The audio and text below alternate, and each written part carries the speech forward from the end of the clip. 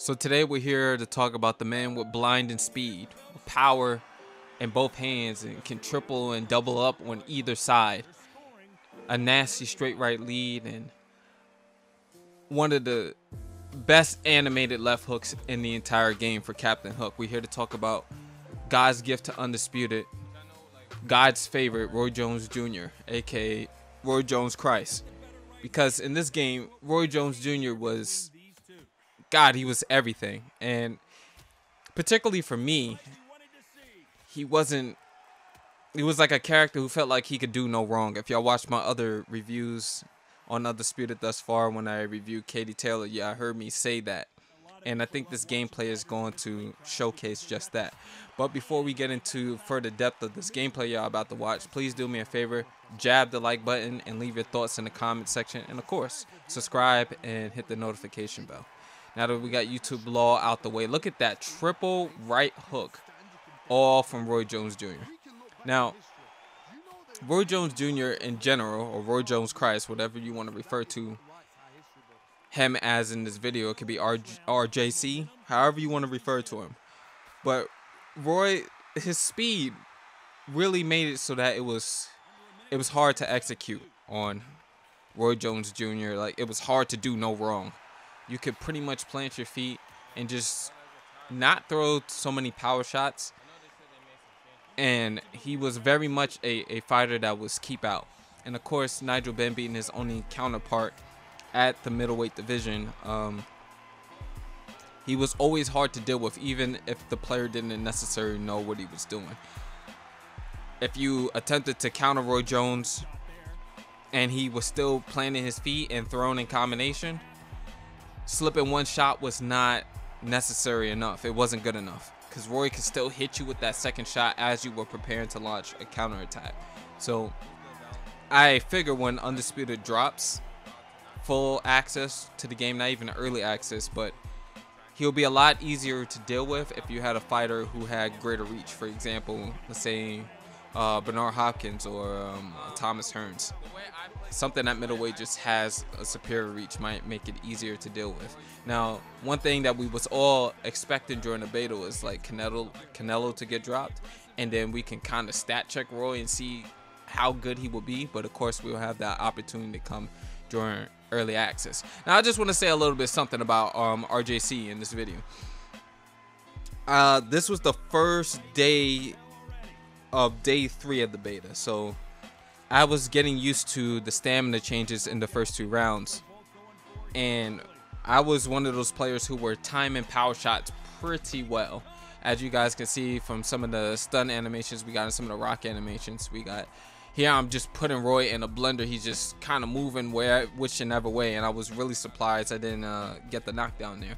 But my opponent was able to survive, and in my opinion, it looked like he was even gaining more health. So we all know there was problems with finishing people in the beta whenever you got a rock. Of course, the first knockdown that we got earlier on in the fight was successful. You know, we can't really say anything else about that. We definitely can't say anything else about that.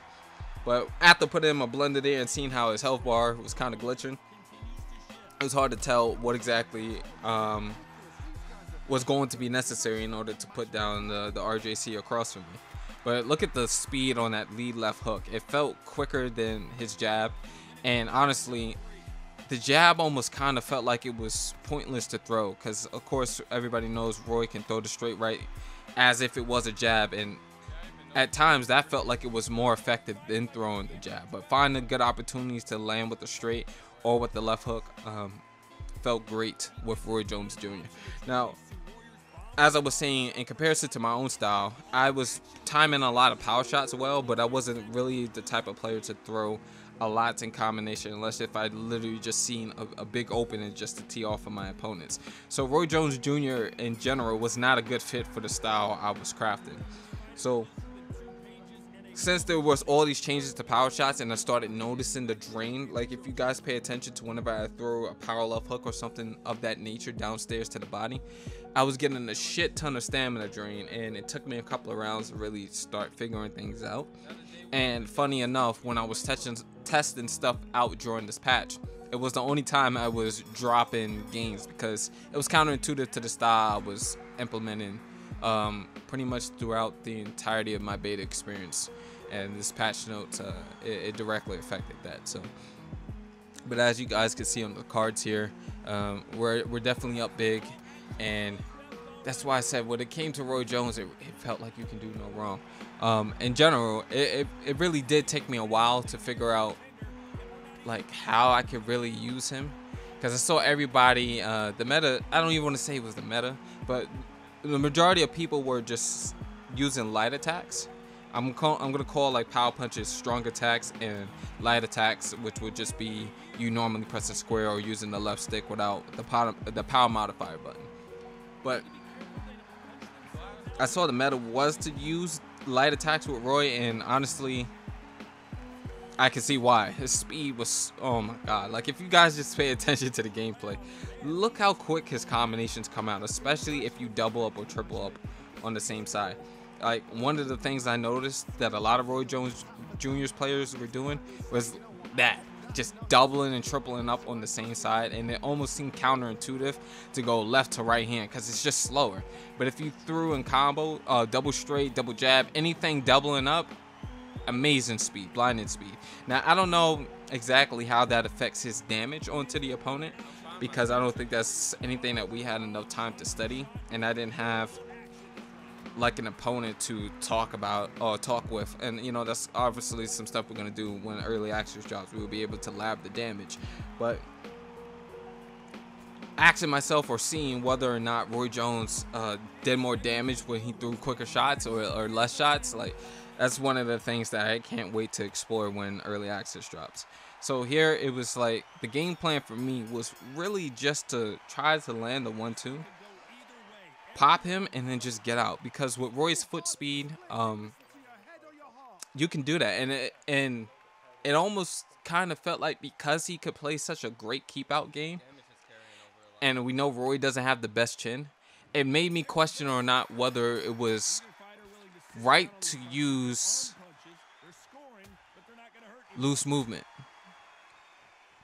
because I didn't want to take the chance of getting knocked down or getting hurt, because I felt like I could just do the basics well, pile up the damage early, and then later on in the round I could just get something crazy going with Roy. Like, so that's the reason you guys aren't seeing me using any loose movement in this particular matchup. Now, if we talk about our opponent here, he was doing a lot of guessing defensively. In my opinion, he was just trying to move his head, but I don't think he quite figured out how the 6-axis blocking worked.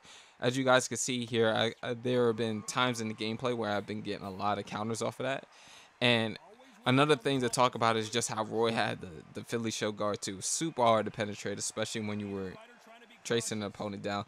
That's what I said, man. Roy Jones, it really felt like you can do no wrong with him, especially if you took the time to master him. And I know that was a lot of people's go-to pick. And I can imagine, even when the game fully comes out, ooh, beautiful knockdown with a right hook downstairs to the body after stunning him. I can imagine, even when full access to the game comes out, Roy Jones is always going to be definitely a top pick, because, you know, he's one of the best and greatest middleweights of all time, one of the greatest fighters in this prime period. So it's nice to see that Undisputed did such a great job, not only with how his model looked, but how it felt in game too. Now, like I said, I'm assuming this will fit a lot of other people's styles better, but you guys can see it from the gameplay here. Look how many power shots I'm throwing. Even when I'm fainting off power shots, like,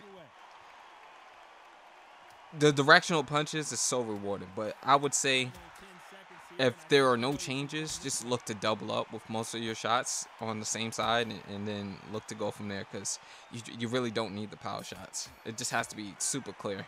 Look at that combination coming out there at the end of the round as well. Just everything so crisp, so clean with Roy Jones. It's his trainer even in his ear, like, Roy looking at his trainer like, I know you ain't trying to give me advice. Let me show you what happens when you're trying to give me advice, right? So when Roy don't listen to himself, this ends up happening. Now watch what happens, chat. He misses with a right hook here, right? I tag him to the body. He misses again. He walks into 2 shots. The jab and the straight both connected up top. 3 hooks downstairs to the body. Now remember what I told you about the stamina change. Look at that. Hands are still slow. He steps in, and he just gets popped with a power jab. Flash KO with a jab. So stamina management is so important in this game, and that was one of the, I think that was the second or third flash knockout I had with the jab, and it was well deserved. So because my opponent didn't recognize the stamina changes, he ended up paying the price for it. Now, you guys can help me pay the price of YouTube by liking the video, leaving your thoughts in the comment section, subscribing and supporting me, and I'll catch you guys on the next one. Peace.